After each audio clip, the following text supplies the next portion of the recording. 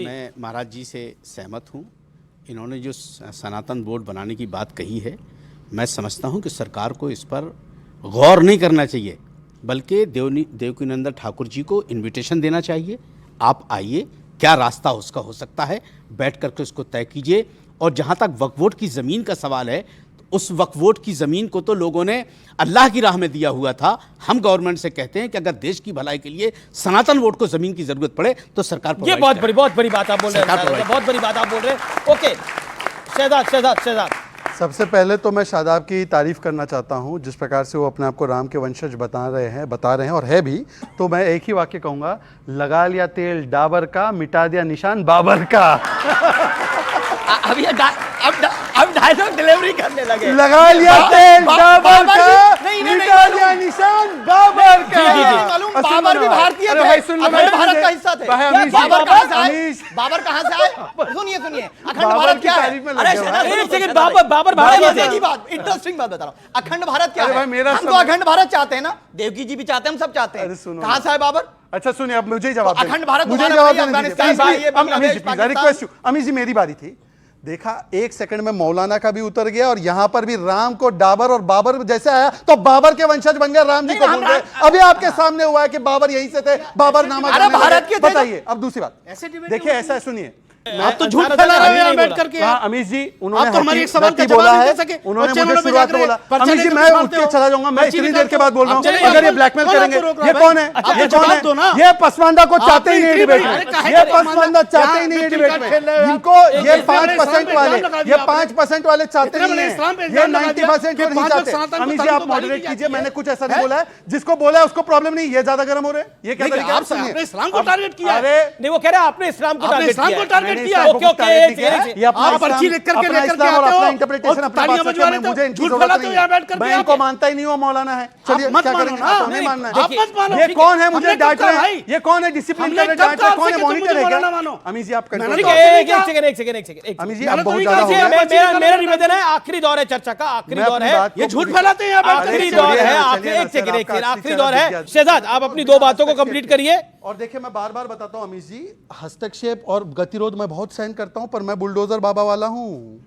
मैं बुलडोजर निकालूंगा तो सब भाग जाएंगे यहां से। अब सुन लीजिए, देखिए मैं अब वक्त के विषय में इतनी बड़ी बड़ी बात हुई, आप भी बना लीजिए महाराज जी सनातन बोर्ड। अरे किसानों की जमीन को छोड़ नहीं रहे हो, ताजमहल छोड़ नहीं रहे हो, 1500 साल पुराना शिव मंदिर कैसे क्लेम हो गया? 1400 गिरा दो। सुनिए अब बीच में आ गए, फिर से आगे बीच में आ गए, फिर से बीच में आ गए। दूसरी बात मैं अपनी बात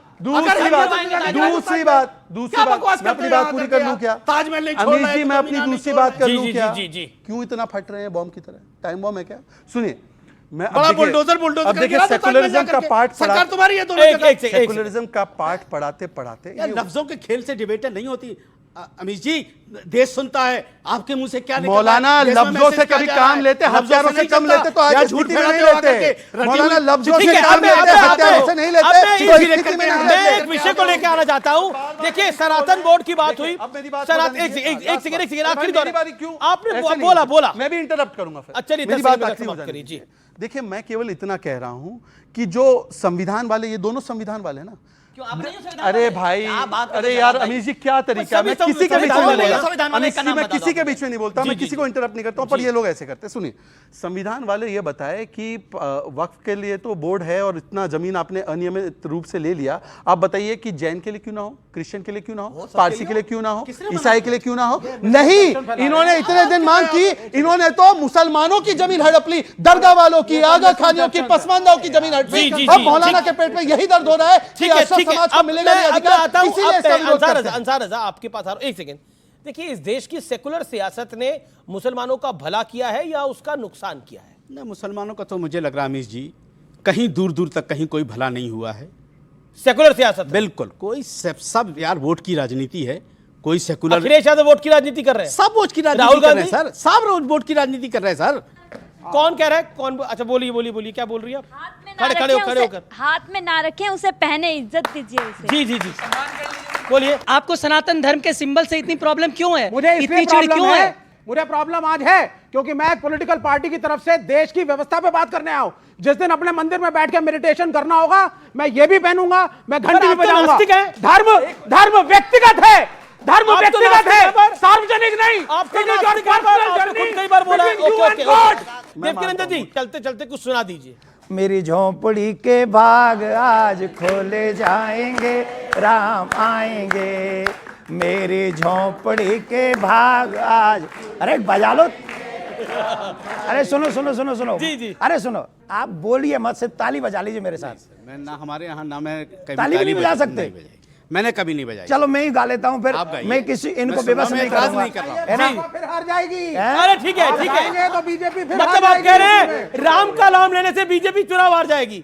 चलिए मैं सुनिए, कहता हूं, जी जी आपकी राय है, लेकिन राम का नाम लेने से जीवन शुरू होता है और जब अंतिम समय आता है तब भी राम नाम सत्य ही होता है। तो चलिए, ओके।